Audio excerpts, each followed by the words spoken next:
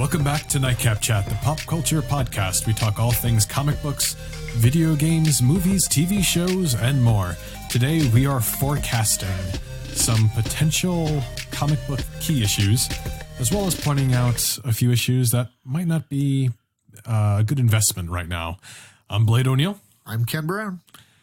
Ken, you're the perfect co-host for today's episode. Yes. I only had a few of these written down before we even started. But before we delve into some of these comics we're going to talk about today, just wanted to thank you all for listening to us and liking, sharing, subscribing, and just making us part of your routine, whether you're driving to New Comic Book Day or working out at the gym, whatever it may be. We appreciate you just supporting us. So thanks again for that. Also, before we dive into some of these comic books, what's going on in pop culture? There's a new Birds of Prey trailer released, and we're only a few weeks here away from the movie finally dropping, the Birds of Prey and the Emancipation of One Harley Quinn. And we finally got to see the Black Mask. Yes. Is that what we call it? The Black Mask? Yeah, the Black Mask? Yeah, the Black Mask's mask. I mean, Ian McGregor is a fantastic actor. I'm really excited to see what he does with the character. That's a comic book accurate mask. Oh my gosh, dude. Black Mask is one of the most understated Batman villains. I think when it comes to the amount of chaos he created during War Games in a series that came out in the early 2000s of Batman. And maybe late 90s, early 2000s. It was one of the most... No, it was early 2000s. My apologies, dude. Yes, it was after Hush. And it was just... Oh, man, dude. A storyline, I don't know. I guess it's not spoilers if it's been out more than 15 years already. Yeah, that's for sure. I mean, we just gave you 3 weeks on a Star Wars comic. Yes. Oh, man. But there was a point where Stephanie Brown was Robin for a short period of time. And Stephanie Brown was the... Batgirl that was known as the third Batgirl, speaking of Birds of Prey a little bit earlier. But Stephanie Brown was Tim Drake's girlfriend. She was the original Spoiler. And I don't know if you ever heard of Spoiler, but she was okay. I see. No, so that's the character's name. Yes. Stephanie Brown was Spoiler, Tim Drake's girlfriend. Did she just run around spoiling movies and books? Dumbledore dies at the end. Yes, Darth Vader's Luke's father. That would be hilarious, dude. I see a superhero. She pretty much spoiled all the crime, all the criminals' attempts to fight crime or to commit a crime. That's hysterical. But she wore a purple cloak and just ran around with a purple mask and white eyes, and they finally revealed that it was Stephanie Brown, which was Tim Drake's girlfriend at the time. Okay. And there was a storyline called Identity Crisis, where kind of, I guess I'm jumping ahead of the boat a little bit. I apologize. But there was a storyline where Tim Drake's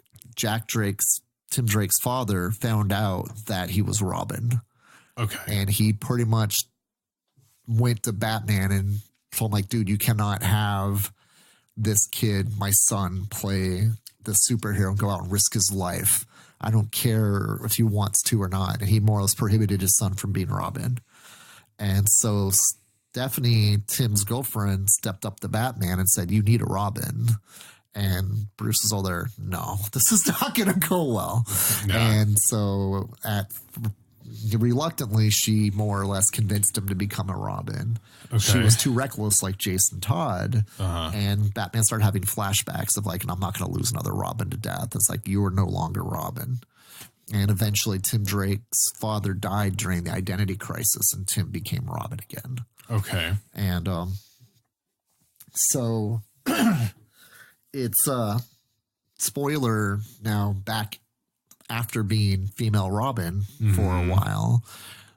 I need to prove myself to Batman that I can still be an asset to Gotham City. Yeah. And so when she was in the Batcave one time, she stole Bruce's diary and read the diary about one of the things about how to stop organized crime and the gang wars inside of Gotham.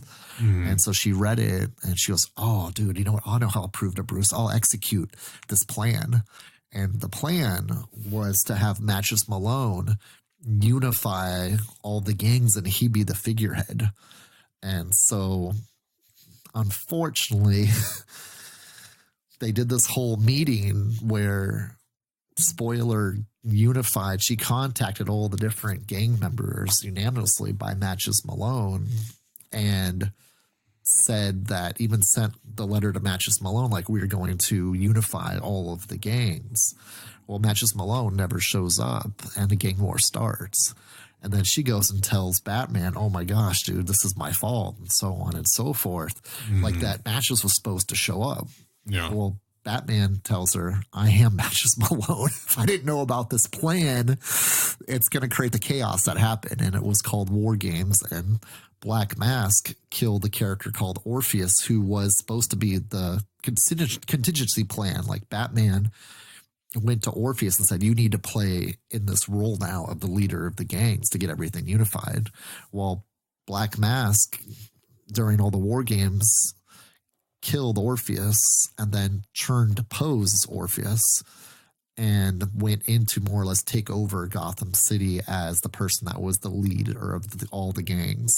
He captured Spoiler, and more or less since he figured out that since in talking with, like, his Spoiler was kind of like the now between Orpheus and Batman and everybody, and they captured Spoiler, and Black Mask started torturing Spoiler to get information about everything that was going on. And he eventually ended up, after the story was over, being the new crime lord of Gotham City. And it was probably, to me, the best Black Mask story. It wasn't until Jason Todd brought him down in a future Batman storyline where, Red Hood decided to, okay, how do I stop this drug crime going on inside of Gotham City that Black Mask was leading? He decided to try to infiltrate Black Mask drug dealers and say, you work for me now. If you ever deal with kids, I'm killing you. And so Jason Todd was one of the main people to bring down Black Mask in the story tells. Well, I hope that's DC, not to be Birds of Prey at all. Yeah, It's just cool story of the character. Well, I just, I think really what the point is, hopefully DC, is appreciating what Black Mask is, and hopefully they don't just kill him off at the end. Hopefully he's around, in future, Bat movies, even if it's a cameo in the upcoming, Rob Pattinson Batman movie, because we saw, like, we're going to have Catwoman, we're going to have Riddler and whoever else, in this movie, if he's hunting down these crimes or whatever committed by the Court of Owls, why can't he accuse the Black Mask of something? Yes. We'll see. And I'll actually talk, more about that in a little bit. I think the other big thing going on that I want to touch on for just a moment is, we got the New Mutants trailer, and they're going to put out this movie.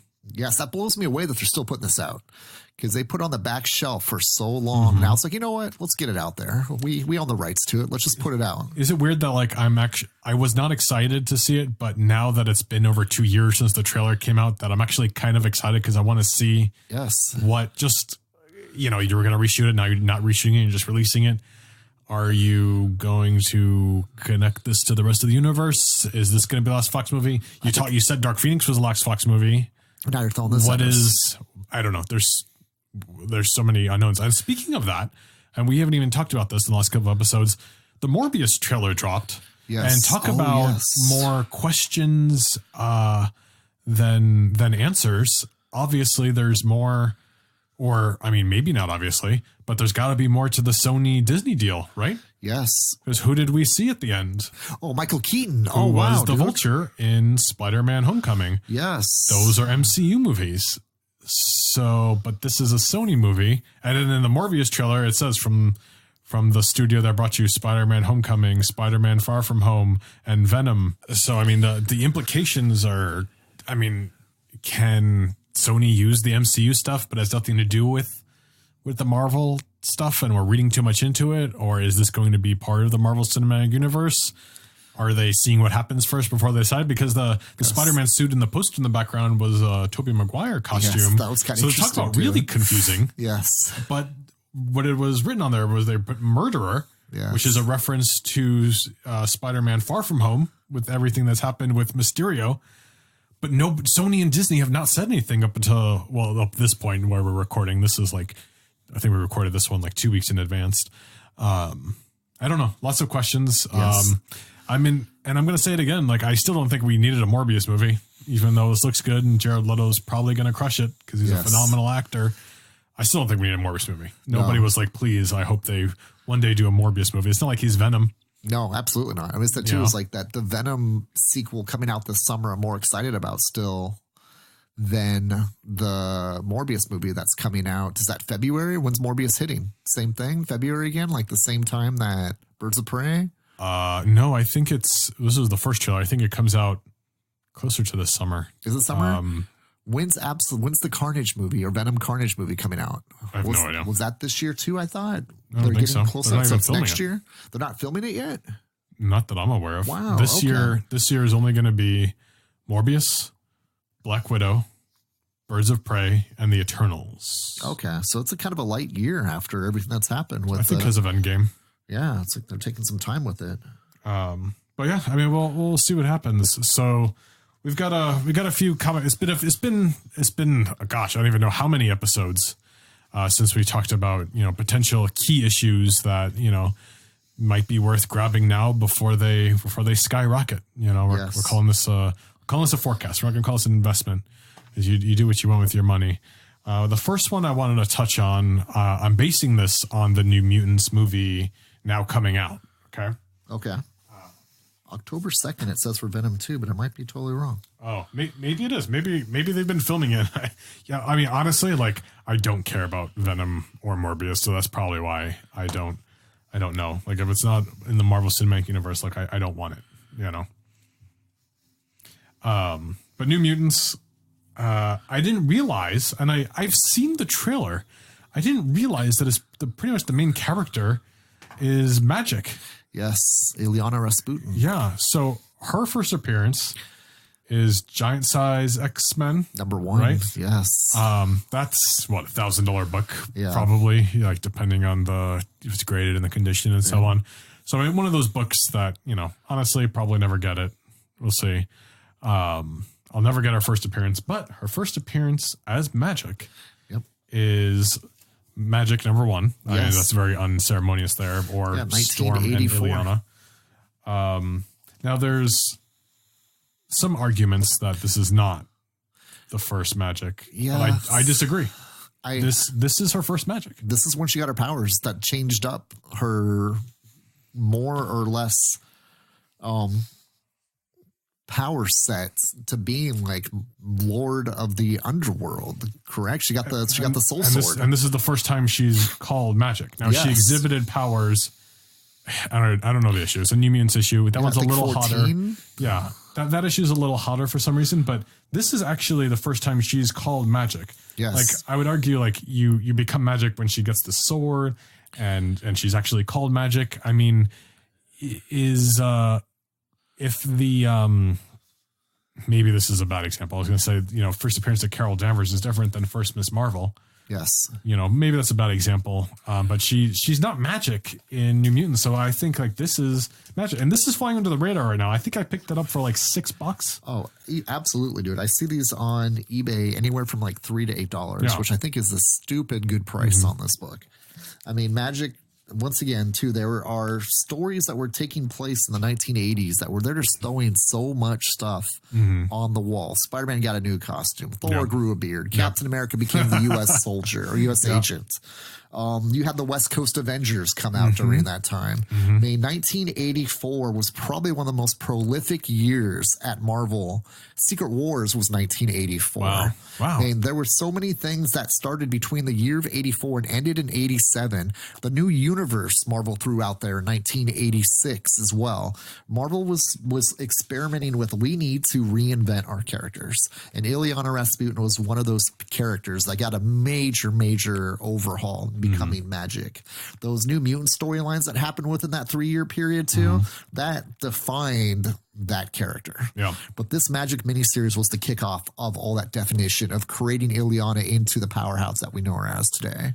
I have most of those like New Mutant stuff. I think I have to go through and read them because just a lot of the new Magic stuff that she's been in, like the new X-Men comics, like it's really kind of hooked me in, and I'm really interested in kind of getting to know this character a little more. because she's been really flying under the radar, I think, for the most part. And what I mean by that is not that nobody knows her, but it's just different than because I've been a Deadpool fan since 97, 98 or whatever it was. Yes. And it's different being a Deadpool fan now than it was back then. Mm-hmm. And, although there's only 2 action figures and no shirts, now it's it's not as fun as anymore, especially when people think.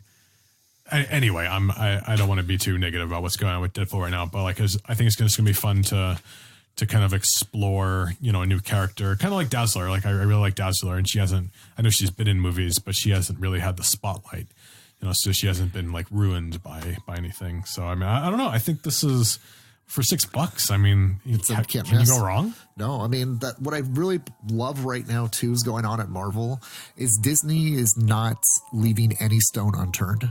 Yeah, that's for sure. And that is something you're going to see a lot more characters that have been kind of under the radar. They already did it with Patsy Walker in Hellcat inside the Jessica Jones series, much less Jessica Jones herself given a TV series. Yep. And there is going to be so many characters that Marvel has kind of just been there, but now Disney says that character's got potential, and we see it. Another one I think is Magma from New Mutants. Okay. I mean, she's a character that's more or less. Human Torch has always been super popular, but Magma's she's more or less got the power of the living volcano. And Magma's one of those characters that if you get the right script behind her and the right person interested, why not develop a character that's just so under the radar like that? And it's happened with Ileana so perfectly over the years. There's going to be I think so many untapped, once again, I kind of just repeat myself again on there, characters you're going to see too. Black Cat's getting that tapping right now. Black Cat is got her own series now. Black Cat's got covers by J. Scott Campbell that come out on it every month. Black Cat's been around since 1979. She's been an ex-girlfriend of Spider-Man. Black Cat is one of those characters that was totally untapped for about 10 to 15 years. And then when Disney bought Marvel, you started seeing, okay, now Black Cat's become now this new Catwoman in the Marvel universe. I always thought Black Cat was a really cool character. Dude, I used to like her more than Mary Jane when I was a kid. Yeah, why not? But there was a point where they redesigned her once and it was a horrible redesign for her. And they left her on the shelf until we just need to bring her back has people knew her. Yeah. I mean, it was the worst costume redesign of the 80s was Black Cat's, unfortunately. I mean, going from something that looked so appealing like black leather and the white fur V-neck and the white hair and the cool looking domino mask to her trying to almost have a all black outfit that was just hideous looking. And they gave her a new hairstyle that was just horrible. It was just okay. It killed the momentum of the Black Cat. Yeah. And now you're seeing the Black Cat get a revival, and that's going to happen with other Marvel characters over the years. Kitty Pryde's getting a revival right now again. They just made her the first Red Queen of the Marauders. And that's they established a whole new element of the Hellfire Club through this whole House of X and Powers of X. And Kitty Pryde is that new leader of the Red Knights, the red faction of the Hellfire Club. Well, you got to think why do they do this? And I think Marvel has had this history where what's going on in the comics and the merchandising is what's going to be coming in the movies. So I wouldn't be surprised, if Black Cat shows up. I mean, we know Magic's going to be in the New Mutants movie, and obviously, Disney is playing well with Sony to enough of an extent to do a Morbius series. Yes. Now, and you can look as far as the Funko Pops, all of the sudden the next wave of, I believe they're Walgreens exclusives. I could be wrong, but there's going to be a Beta Ray Bill Pop from the comics, as well as Adam Warlock. Yes. So, I mean, we know Adam Warlock is probably going to be in Guardians 3, and Beta Ray Bill will probably, I don't know if it's confirmed or not, but it'll probably be in Thor, Love and Thunder. Okay. And which actually brings me right to my next point is Thor 134. His first Beta Ray Bill, right? 337. Oh, I'm mixing up my Thor comics here. Yes. 334, 134 we'll talk about in just a minute. 337, first Beta Ray Bill. it's still relatively affordable. Yes. I'm really surprised. And I think it's like $60, I want to say, like ballpark. Yes, raw for sure. Yes, raw. Yeah, we're only talking raw. The cool right thing now. about Thor 337 too was also the first writing short issues of Walter Simonson. Really? And Walter Simonson kind of defined this huge era of modern Thor that a lot of the movies pull from. Yeah, for general. sure. I mean, maybe Beta Ray Bill won't be much of a character, but I mean, if suddenly he's this super popular horse thing, you're going to wish you grabbed it. I mean, like I was lucky enough to grab one for, I want to say like $5 or $6. See, that's awesome. So, I mean, you probably won't find a deal like that anymore. I mean, if you do, definitely grab it. But I mean, we're at the point now where this could be the last opportunity to get it affordable, because there were rumors that Christian Bale is allegedly in the movie, and he's going to play Beta Ray Bill, which I don't know. Maybe we'll see. I don't know. When you're looking for key books too, in my opinion as well, if the book was ever key in the past, it will become key again. Interesting. And let's say too, it happened way back with Spider-Man 129. It's my perfect example. The first appearance of the Punisher. Okay. When the Thomas Jane movie came out, it blew up again. But that wasn't the first time it blew up, because it was the first appearance of the Punisher. When the Punisher first got his miniseries, that comic became on the radar back in 1985. Interesting. And so the more attention you put on a character, the more establishment that he has in the Marvel Universe or in any universe, DC, Image, Dark Horse, Hellboy, Spawn, whatever character in whatever universe, the more spotlight and what I call elevation in the ranks of the importance of the character in their universe, the more that book's going to establish itself over time. Yeah. And if it was a key at one point, it's going to always become a key again once it becomes cooled off, because it's no longer in the spotlight. It's still always a key. And Spider-Man 129 has become a key that just keeps on blowing up. But there was a time where when the Dolph Lundgren Punisher came out, that's when it blew up to its $100, $200 mark for the first time. Okay. And then after that movie came out, it was a little bit of a bust, and Punisher was kind of in a lull for a while.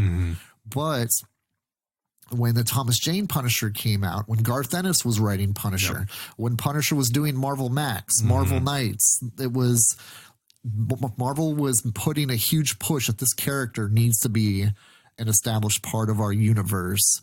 That Punisher book start hitting $100 again. It dropped way down to 40 to 50 for a while. Wow. I certainly missed out on that. And I could not believe that at that point. That's kind of like that showed me that theory, like that, hey, if a book is key at one point, it's going to be remembered as a key, and things are going to be looked at as a key, where it's going to be part of other storytelling. It's going to be looked at as movie potential now. It's going to be looked at as this is something that's important to fans. And if it's important to fans, it's going to be important to moviegoers.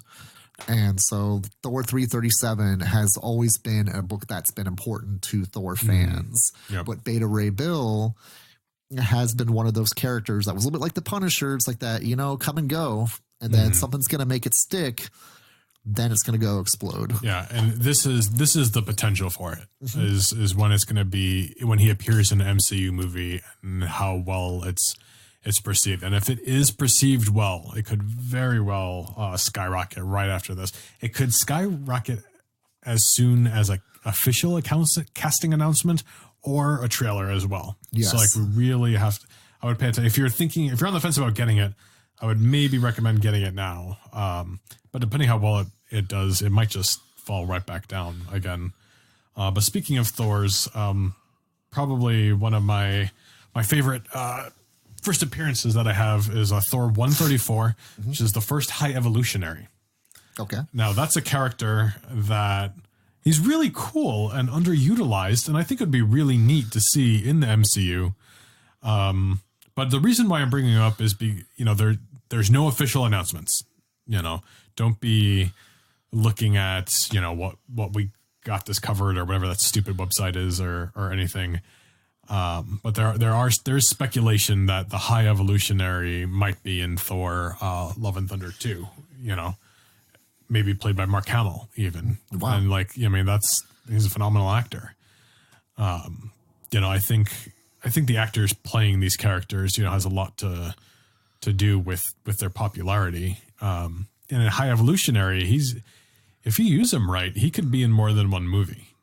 I mean, I don't even think I would be upset if he like caused Secret Wars or something instead of Beyonder. Yes. Because Beyonder's kind of weird. Like, I don't know, like, how do you explain that? Yeah, they keep on reinventing the Beyonder's origin. I mean, he is the god. He is a celestial.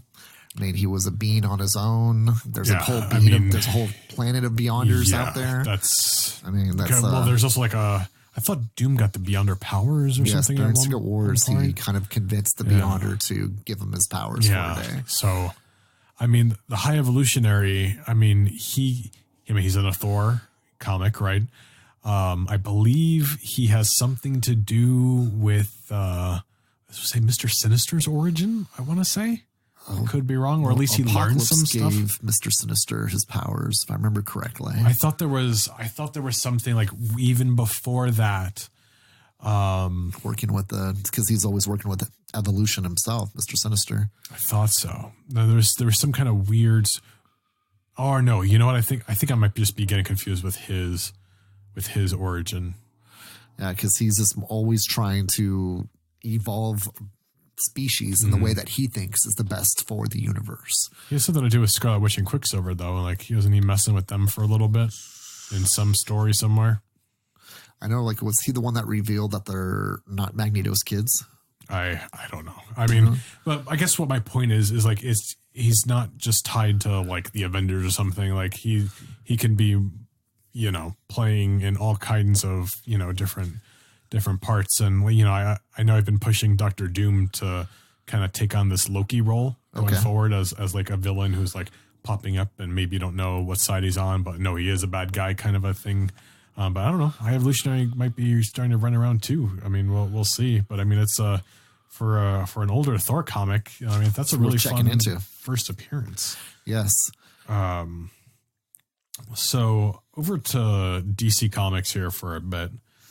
You mentioned this to me, is that there's rumors of a Blue Beetle show? Yes, it's like that. From what I've been hearing a lot of buzz about is Blue Beetle supposedly getting a DC TV series or DC movie. I don't know much about it other than the fact the rumors have been reported multiple times. People ask like, oh yeah, dude, like, hey, dude, a Blue Beetle rumors that look out for Ted Kord's first appearance. Look out for Jaime Reyes' first appearance. Infinite Crisis number 4 has been jumping up. So people are getting Blue Beetle buzz from somewhere. Buzz, is that a bug pun? No, I wish. I mean, it's like that. That's more of a flutter for Beatles. Right, dude? But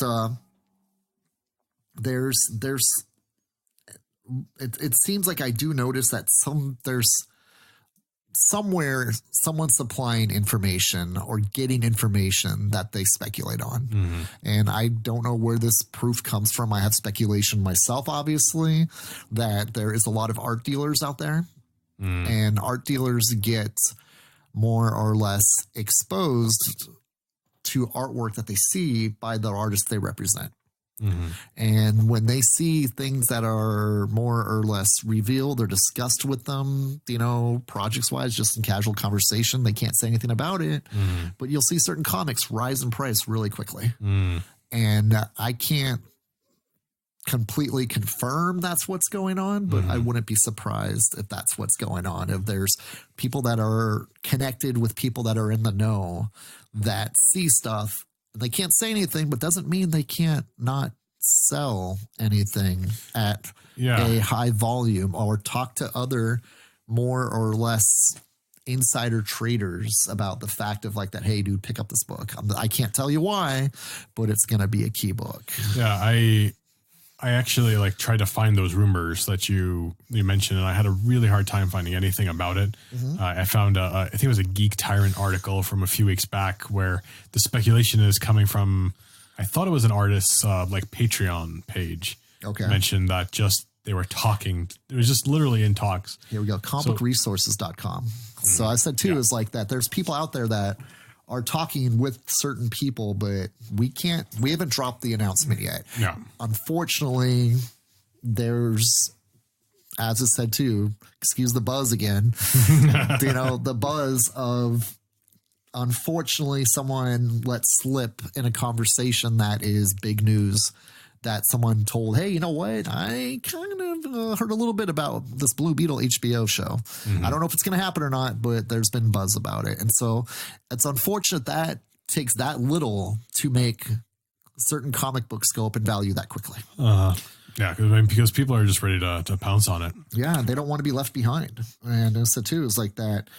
And it's enough of a source for CBR to put an article about the unsaid source. And Comic Resources is a pretty reputable website. They try not to fly off the handle too much of things that may or may not be true. So there's an Iron Fist book. Yes, I'm a big fan of books that are under the radar, but are still respected by fans. They're under the radar in the way that it is. Comic book fans have been collecting for years. Love this book. Yeah. And it's always been a great book. Chris Claremont and John Byrne working together on a book. I mean, that's before kind of the book that led to the big run of Chris Claremont and John Byrne working together on X-Men. And ironically, this character is more of an X-Men villain now. Yes, it is. And Sabretooth is that villain that is been around since 1976. And since he appeared in an Iron Fist book that unfortunately is not a very popular character, ironically had his own TV show on Netflix and still didn't garner a whole lot of extra attention to fans. But Sabretooth transcended Iron Fist into other books because they like this character so much. They started off with a Sabretooth versus Spider-Man story too as well. And there was 2 issues in Spectacular Spider-Man, number 116 and 119 of Spectacular Spider-Man, where Sabretooth and Spider-Man mixed it up a little bit. I think he was so close to Puma, another character that they introduced in a Spider-Man series within that 2 to 3 year window, that's like, yeah, this may not be the right fit. Yeah, or I'd also argue a little bit of Kraven too, just because I'm going to hunt you. Absolutely. It's a good point too. So he was too similar to other Spider-Man villains already. And then it wasn't until they moved Sabretooth to be part of the Marauders in the Mutant Massacre that they found the perfect matchup of Wolverine versus Sabretooth. But now he's like the definitive bad guy. Yes. For Wolverine, which is kind of funny. So I mean, if you still find a good deal on that book, definitely, grab it. I'm not even sure if I have it. That book can be found for under $200 in near mint condition, which is pretty crazy. So it's actually been climbing because it used to not actually be that expensive. Just get it with maybe like 75 to 150 range for sure. And that's a book that's going to keep on climbing because if you look at Green Goblin, who I kind of think of as Green Goblin is Spider-Man Sabretooth. And what Sabretooth is to Wolverine is what Green Goblin is to Spider-Man. Oh, yeah, absolutely. Totally. And it's just when you find that core villain, the Joker to the Batman, the Lex Luthor to Superman, Sabretooth is that villain for Wolverine. There is no other villain that people say, like, let's think about, who's his number one nemesis? There is no other number one nemesis besides Sabretooth for Wolverine.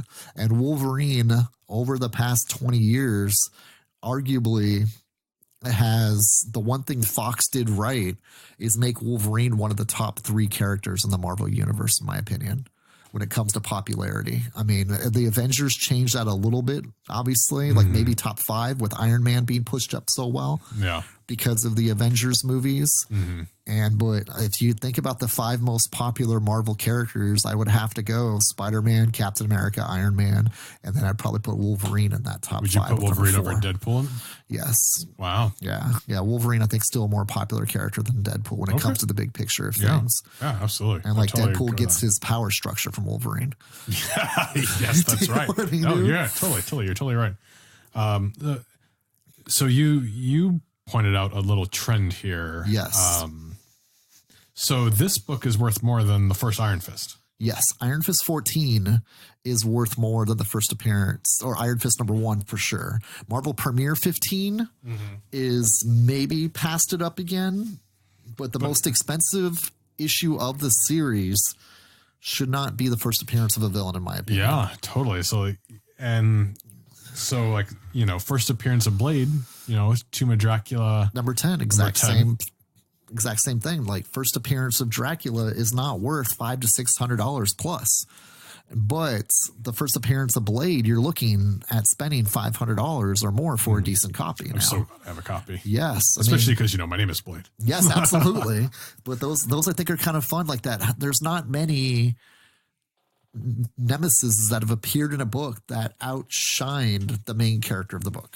Yeah, and you've got you brought up, I think, the best example when you mentioned X Factor number 5. Oh, absolutely. X Factor 5 and 6, dude. There is no issue of X Factor that is worth more than the first appearance of Apocalypse during that whole run. Yep. And what a cool freaking villain. Oh my gosh, dude. And yes, I understand. Well, X Factor is just recycled X-Men. I get it. But the book was called X Factor, and they recycled the team of X Factor. They tried doing the same thing they did with Giant Size X-Men during X Factor. Issue number 71, they put a whole new team together, hoping that would have the same magic that the X-Men did when they refreshed the X-Men back in the 70s. Yep. Nothing did it. Nothing whatsoever. There's only 2 major points in X Factor storytelling history, and both of them were villain-centric. The first one was Apocalypse, and the second one was turning Warren Worthington into a villain when he became Death, which eventually became Archangel. Yeah. And those are the only 2 books that are worth more than $20 in that whole run. X Factor number 1's finally starting to climb because of the age of the book, and I do think that's really because that was always in dollar bins. Dude, that was an easy book to find for years. I can't believe when I see inside of price guides now they're starting to hit $15 to $20. Wow. But I think the main thing important to that is it's the first full return of Jean Grey. Yeah, and that's what I think is the most important part of that series was that series brought back Jean Grey. Though Fantastic Four 286, speaking of the return of Jean Grey, and Avengers 263 was that 2-part story where they finally brought back Jean Grey for real. That Fantastic Four 286 is finally starting to climb a little bit. It's about $8 to $10 book now, but that's the true return of Jean Grey.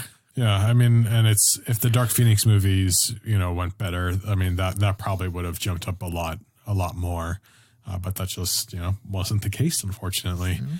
Another DC movie that's coming out soon that we've already mentioned is we got the Robert Pattinson Batman movie. Yes. Now, apparently, and I believe this is also still unconfirmed, but apparently it's going to be a Court of Owls story. So, and that's why they're casting Catwoman and Riddler and whoever else in this movie is because Batman's trying to figure out what is going on. He's kind of in detective mode. He's trying to pin this on the Riddler, figure out what's going on. But I mean, the Court of Owls, I mean, their first appearance was how many years ago? It wasn't even 10. Yeah, 2011 was their first appearance. Was New 52 number 1. Batman was the start of that storyline, the Court of Owls. Number 6 is when they finally revealed what the court was. And it is like the powers to be of Gotham City. Bruce always thought that as Batman, he was the top of the food chain of all the crime that happened in Gotham City. Well, it turns out that the secret Freemason type of society called the Court of Owls was in charge of putting people on power when it came to politics and more or less putting out these assassins called Talons to take out any type of crime or any type of thing that was a threat to Gotham City. Yeah. And Batman was just not aware. He thought it was just fairy tales or like old nursery rhymes that were, he remembered as a kid, but didn't think there was anything to it until he started finding evidence that this secret society behind the curtains of Gotham City was actually pulling the strings of keeping Gotham City. It is what it is. Yeah. And I've read a chunk of it. Am I correct in remembering that he found out his parents were part of it, or was that not it? They were recruited in. They were. Okay. There was something like that, right? Yes. And then the Waynes were aware of them, but they did not interfere with them. Okay. Do you know what I mean? It's been so long. I don't remember, but I mean, it's an affordable book. Yes, absolutely. I mean, number 6 is considered the first full appearance of the court. And that goes for it at one point and reached as high as $25 to $30. Now you can get it for $5 to $10 again. And same with number one of Batman, they kind of hint at the Talons for the first time. The first battle between Batman and a Talon was in number 2. And that same thing too is like these books. Number 1's the only book that's considered the important value book of that, which still hits around $40 to $50. But that's because it's Scott Snyder and Greg Capullo working together on it for the first time. And it started the whole story. But those first 6 issues, all 6 of them are part of that story together. Yeah. And they can be pulling any major moment out of, and in fact, the first 12 issues, because there's a character named Lincoln March that first appears in that storyline too. Yeah. And he's revealed as that current Talon of that storyline. And that Talon, Lincoln March, I mean, there was hints that was more or less questioned at the end of the story that Lincoln March was trying to tell Bruce Wayne that he was his lost brother that was put into an insane asylum. And that was supposedly he died during a car accident, but the family put him into an insane asylum because of his instability as a kid. And they didn't want that inside of Wayne culture like that. Oh, the Waynes have. So he did have a brother? That's what Lincoln March was telling Bruce Wayne. Did that ever get resolved? They never resolved it, true or not. Weird. Yeah, which is something that I would have to. Weird, because kind of like the Joker movie kind of did that. So yes, that's what I thought was kind of weird. I'm going, wow, this goes like Lincoln March style on us. Yeah, interesting. I mean, you know, doing a Court of Owls story would certainly be fresh for a Batman movie, and it's, I don't know, I think that's a cool place to start. I mean, we've seen Batman and the Joker and the Riddler and Bane multiple times. You know, as cool as it would be to see, you know, the Riddler again or Two-Face. I mean, Court of Owls is one of the newest important stories that you can do without having to do the same story over and over again. So, I mean, there might be credence to those rumors. I mean, it would certainly be a fun movie to explore. And, you know, there could be more implications within the universe, the movie universe, you know, going forward too. So, I mean, I have it. I would definitely get it. You know, this might be the last chance it's affordable, because obviously them being in Gotham wasn't enough to shoot it up. But if it's in the movie, and if this movie's any good, this will be the one to have for sure here. Another interesting thing too that I think is completely flown under the radar was the Batman Arkham Knights Detective Comics 1000 story up to 1006. That was recent, right? Yes, and they introduced. Everyone loved the Arkham Knight video games. Oh yeah, I know what you're talking about now. Yeah. They released a story where they introduced the Arkham Knight into the mainstream DC universe. That's right. And people were unfortunately a little bit disappointed because it wasn't Jason Todd. Yeah. And just because it wasn't Jason Todd like it was in the video game does not mean that this character will not come back to be a popular character after this first storyline they did with her. And a little bit of a spoiler alert, actually said the whole thing of her rather than a him. But the Arkham Knight, they connected more or less logically to the DC universe of being Amadeus Arkham's daughter. Okay. And that's kind of, I think, something that is they can go play with it more long term and not affect Jason Todd being the Red Hood, because the Red Hood is still super popular in the DC universe rather than turn him into the Arkham Knight. Like what they can do in a video game universe is fine, because they never established the Red Hood as being very popular in their video game universe. You have a character that you can develop in the Arkham Knight that's now part of the mainstream DC universe and not affect Jason Todd as the Red Hood. Yeah. So, but those books are still cover price, if not dollar bin books right now, which blows me away. Wow. It fell that flat on audiences then, I guess. Yeah. Yes. I mean, yeah, it's one of those things like you never know. Like in a few years, everyone might be all about that, you know? Yes. It seems to be like this huge problem with like fans wanting something so bad that when it's not their fan theory, they're just like, oh, I don't like it. Like, you don't have to be right. Like, don't get so married to an idea before you even know what the rest. Anyway, well, the fun part about investment is having the foresight to notice things that are being ignored. Yeah. And like, that's the same thing too. Like right now, it's like another book that's extremely undervalued, but still got heat is Darth Vader #3, the first appearance of Dr. Aphra. Yeah, I think I got a couple of those now. And that book is just ready to explode because that was the first new Disney created Star Wars character besides Sabine, correct? No, That's part of Darth Vader universe telling. Well, Sabine was just in the Clone Wars, right? Was that before Disney? Sabine, the Mandalorian was in Star Wars Rebels. I'm sorry. Rebels. Yes, dude. Well, they made all of those. Rebels made all those characters. It was before Disney, the right? Disney buy, but it's canon. Okay, so Dr. Aphra, I know, is the first brand new comic book character created for the Star Wars universe. Oh, maybe that was under Disney. Anyway, without sitting here and Googling whether or not that was under Disney's banner or not. Yes, Dr. Aphra was the first comic book character, and she's a really cool character. She's awesome. I know I've brought her up over and over again. She's definitely worth looking into. I have a note here, and I don't know what it means, so I'm going to ask you. Yes. What is X-Men 221? Okay, X-Men 221 was the first appearance of Mr. Sinister. Yes. I have it, and I love that issue. I can't believe I couldn't think of it. Talk about a villain that has had so much impact. Once we talked about Apocalypse earlier, Mr. Sinister and Apocalypse are the two most impactful mutant potential, if not already executed villains in Marvel history. They did a whole freaking Age of Apocalypse storyline where both Mr. Sinister and Age of Apocalypse were a major part of that story. Yeah. And it's just Mr. Sinister right now, what he's doing in House of X and Powers of X. If you ever read the Marvel Incoming one-shot that came out, there was a little 4-page Mr. Sinister story in there that is going to show you the impact Mr. Sinister is going to have in the upcoming year in the X-Men. And I'm not going to spoil too much of that for you in there if you haven't read that, because it just came out within the past month too. But read that Incoming #1. That sets up 2020 for Marvel. And if you're going to be looking for hot books, read those stories and pull out the bird seed that's there of what's coming. Young Avengers #1 right now should be blowing up through the stratosphere over what is coming up in the Marvel Universe next year. They just made the Hulkling, which is the half Kree, half Skrull prince that was part of the Young Avengers. Now he's the head of both empires, and they're coming for Earth.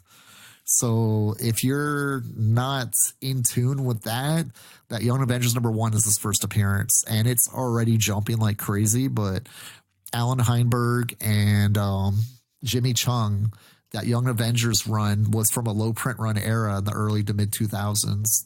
First decade of the 2000s, and 2005, if I remember correctly, 2004. But those print runs were extremely low during that time. And Young Avengers was a book that was supposed to be super popular, but it died off within, I think, the first 24 issues. I think it's just been unacceptable that we've had, 9 or so X-Men movies. And okay, I'm not going to say we had no Mr. Sinister, because I think there was an after credit scene that said Essex. Yes. Oh, yes. But that was all we ever got. That was supposed to be part of the X-23 story. Yeah, nothing ever came of it. So, I mean, what a fresh thing for Disney to now do with the X-Men is give us some villains that we haven't had, like Mr. Sinister. Mr. Sinister is a really cool character. And Mr. Sinister is the person that rose Cyclops and Havoc before Professor X came to the orphanage to get him. And it's just like, it's like there's so many backstories that you could tell with Mr. Sinister that is going to be touched on in the upcoming years for sure. Oh, but before we wrap up with potential bad investment, I just wanted to quickly touch on the Untamed #1. Okay. Which is the first appearance of Niobe. This is important to grab right now. You can get one for probably around $24 on eBay or something. You find all these articles that she's going to get this HBO show. Okay. And if this goes through and this is popular, this could be the next Game of Thrones. Yes. If this works out, this is not going to be a $20 issue for too much longer. And this is a really cool comic. I just recently started collecting them, and I met the creators at, I want to say it was Phoenix Comic Con or Phoenix Fan Fusion or whatever you want to call it. But we won't get into that. They were all really cool. They're really nice. And then they talked to me, and I got the graphic novel so I can catch up on her origins and all that.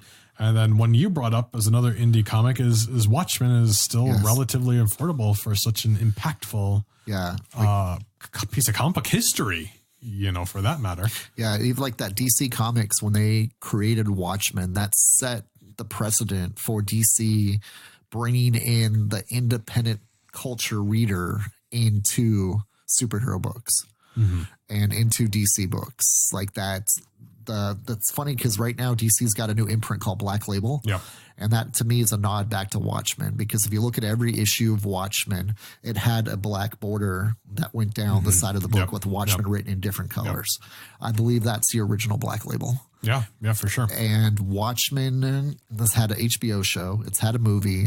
It's introduced 6 new characters, even though they were homage to the Charlton characters that DC purchased. But DC decided not to use Alan Moore's story, and that was the birth of your Watchmen.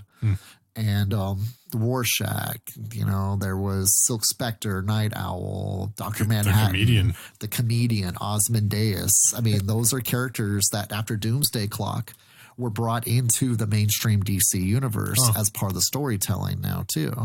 And so I don't like that. It's DC canon, the Watchmen that's been out since 1985 and changed DC of an alternate comics. Reality though, right? Yes, it was an alternate reality, but now it's like DC's recognized it as Dr. Manhattan is one of the most significant characters in their universe as a whole.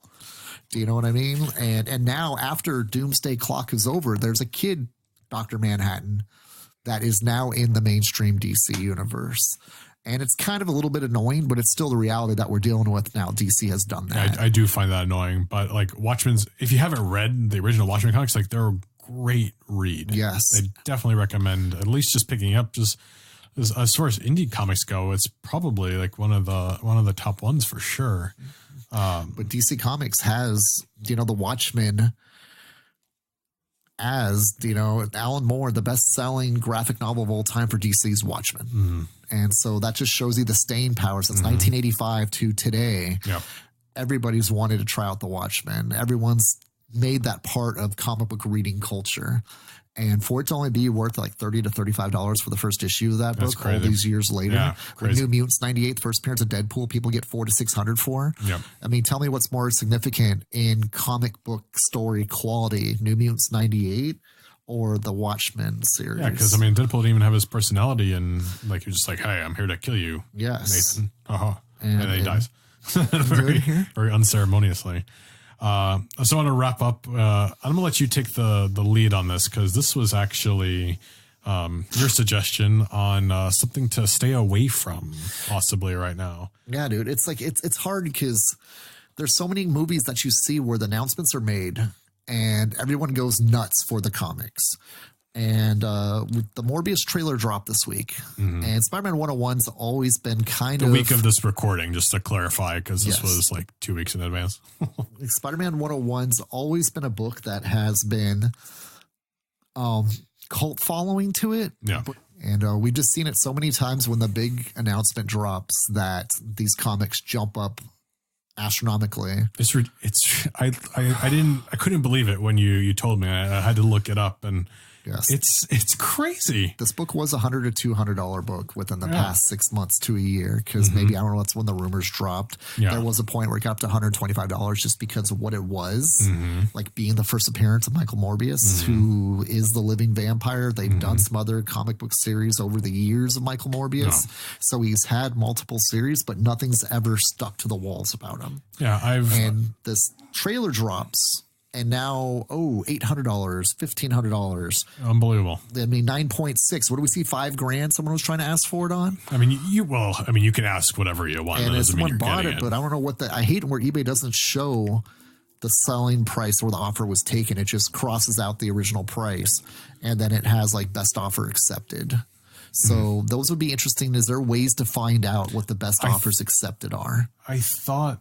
Yeah, I don't know. We'll have to look more into that. But I mean, I don't understand the hype. I don't even understand why, and I've said that, I don't understand why Sony's even doing a Morbius movie. Like, who asked for a Morbius movie? Like, I know tons of Spider-Man fans, and, I could see. I wanted a Craven movie much quicker than a Morbius movie. I mean, Venom, yes. Or... Venom went well for him, so I think let's try some other things that they feel have mass appeals, and everybody like vampires. I think it's unacceptable that like we're doing a Morbius movie before like even like Black Cat or something, like the trailer looks fine, his origins look fine, but like, why couldn't that be the subplot of a Spider-Man movie? Yes. Like, do we need to delve into his origins That in deep. a whole movie? I mean, I really would argue no.